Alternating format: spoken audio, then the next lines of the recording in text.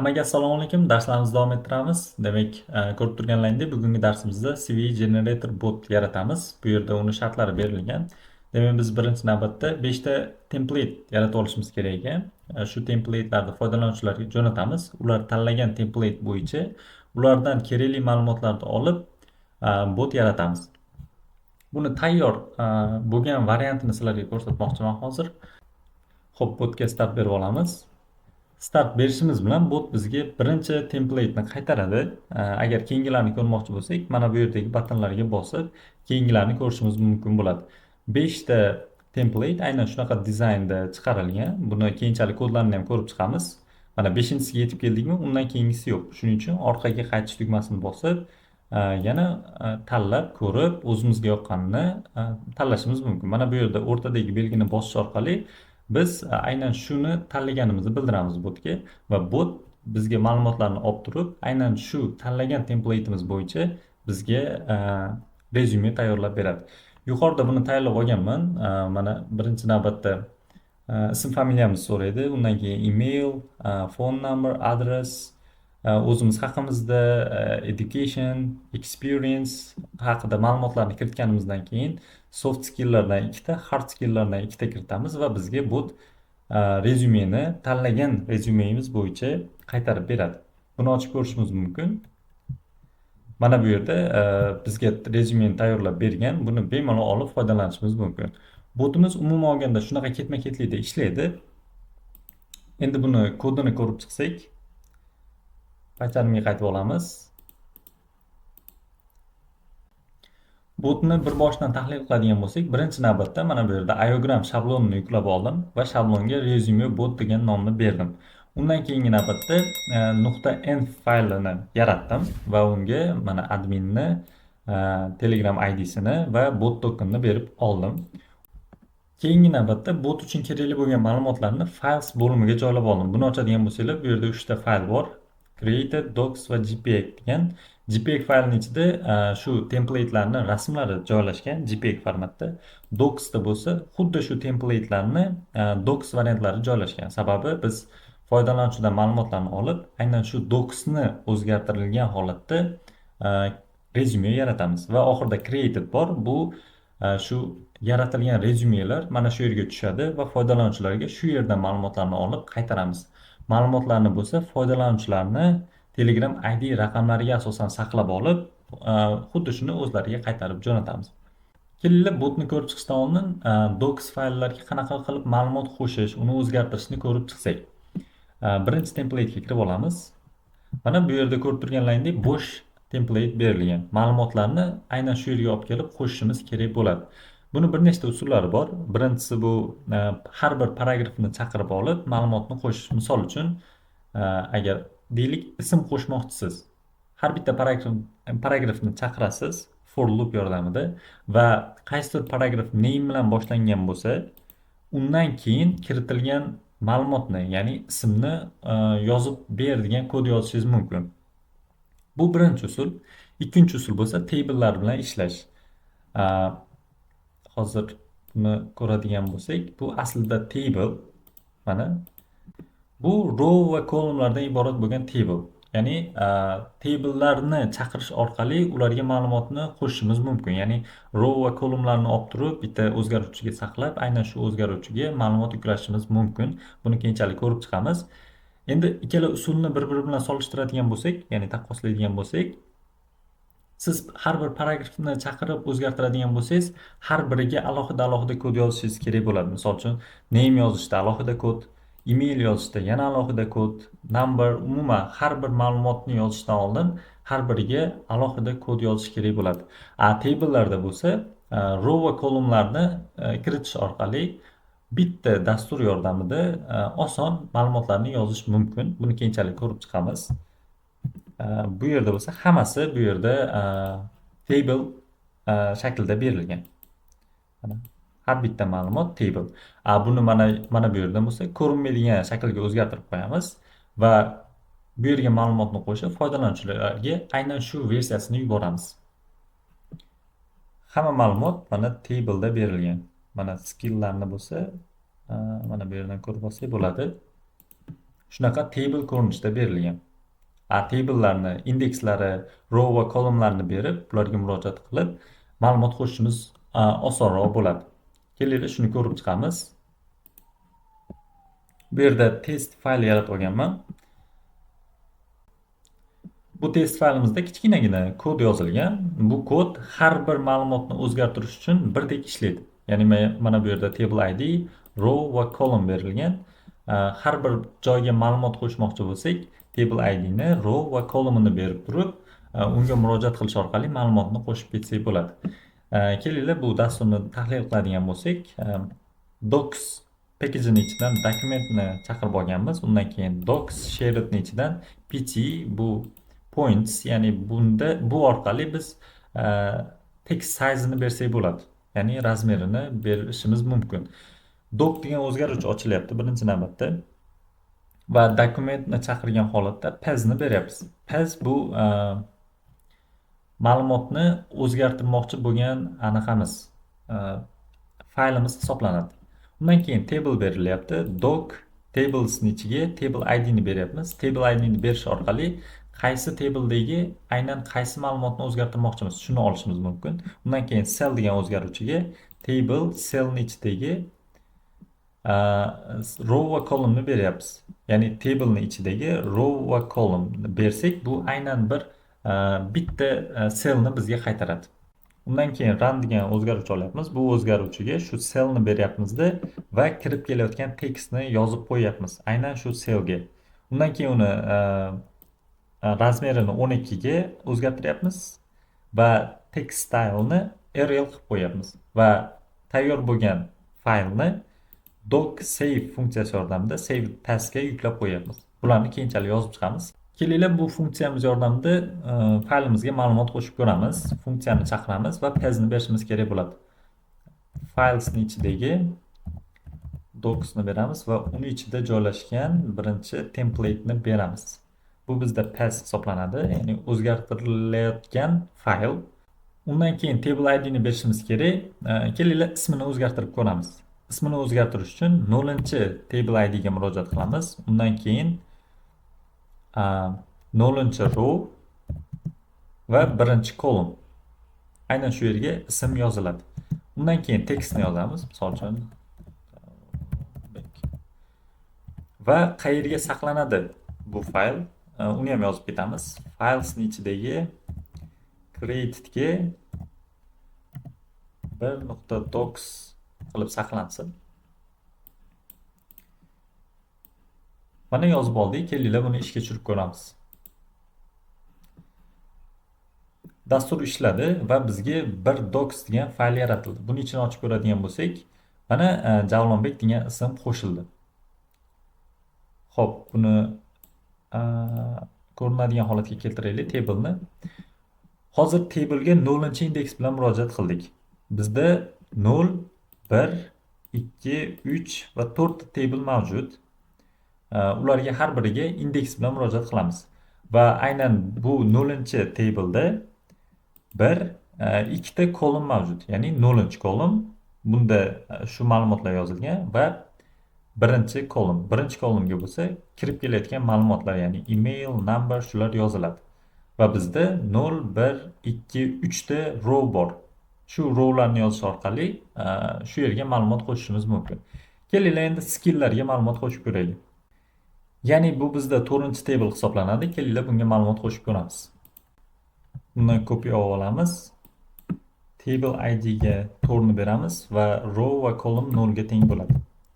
Va tekstga soft skill deb yozaylik. Va endi biz boshqa faylga saqlashimiz kerak bo'ladi bu ma'lumotni. Ikkini tanlaymiz va dasturni ishga tushiramiz. Bizga xatolik chiqardi, sababi bundan oldin yozgan kodimiz ham ishlayapti. Buni o'chirib tashlashimiz kerak bo'ladi.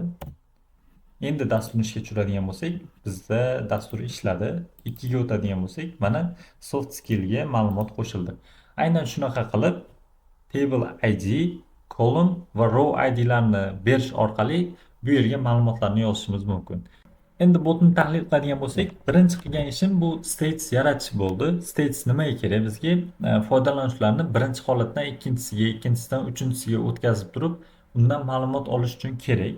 Mana bu yerga statesga kirib olamiz va ichiga kiradigan bo'lsanglar, bizda 5 ta template bor. Har biriga bittadan state berib chiqdim. Undan keyin biz foydalanuvchilardan oladigan ma'lumotlarni ham alohida state'larga o'tkazib chiqdim.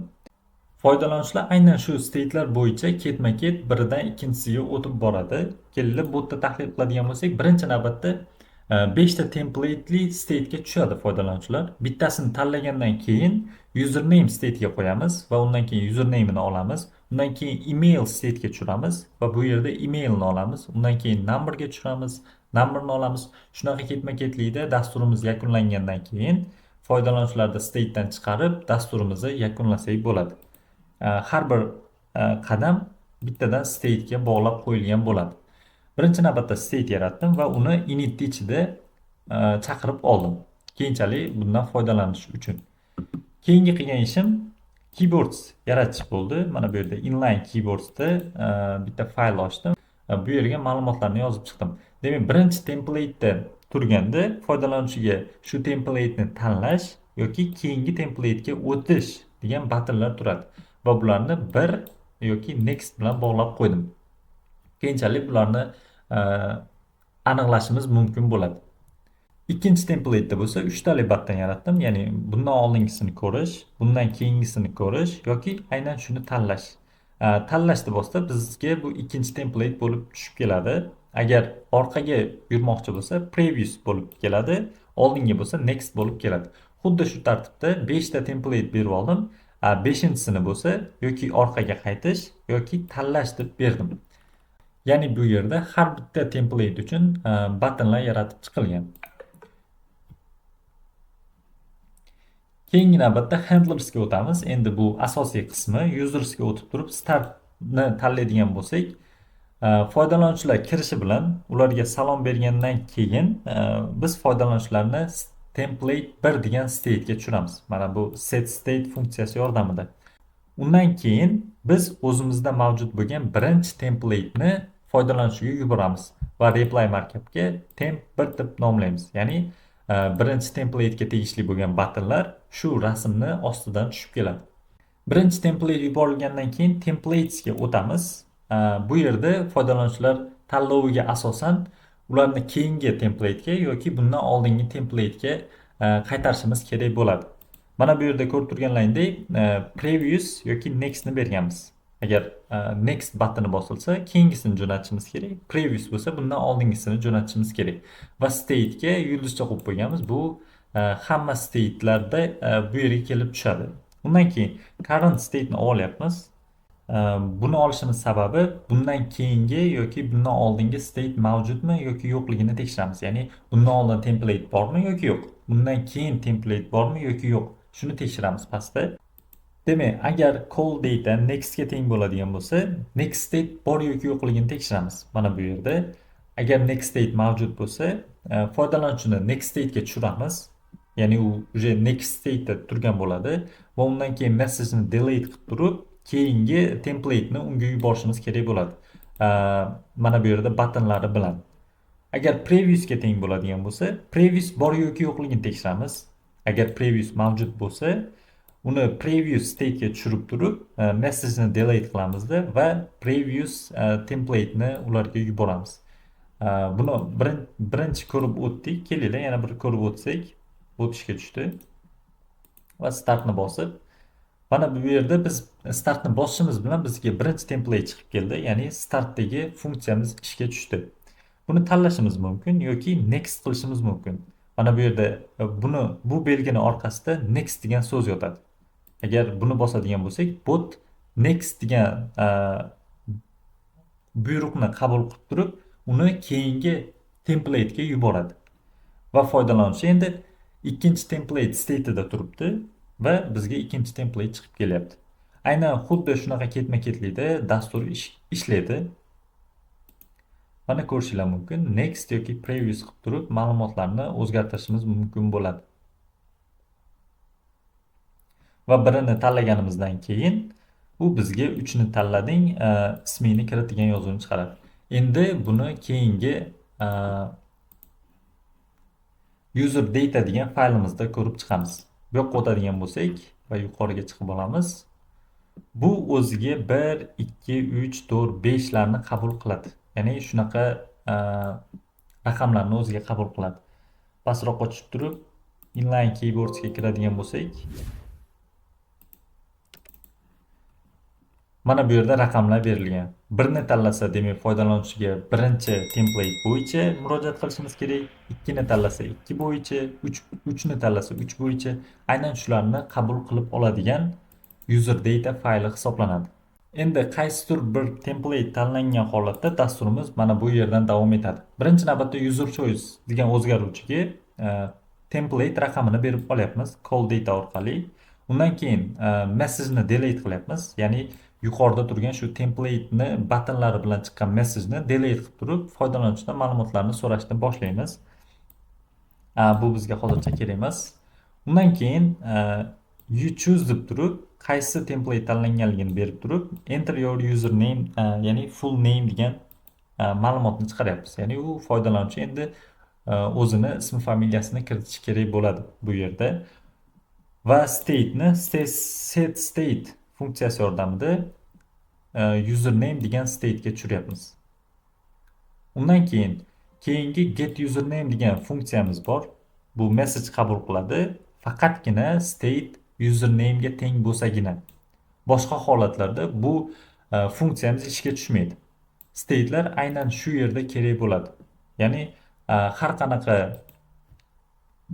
message mana bu message handlerga tushmaydi. Faqatgina foydalanuvchi username state'ida turgan bo'lsagina bu funksiyamiz ishga tushadi. Undan keyin username ni olyapmiz, ya'ni message text deb turib va global user ID bera olyapmiz. Bu nimaga kerak? User ID orqali biz ma'lumotni saqlashimiz kerak-ku.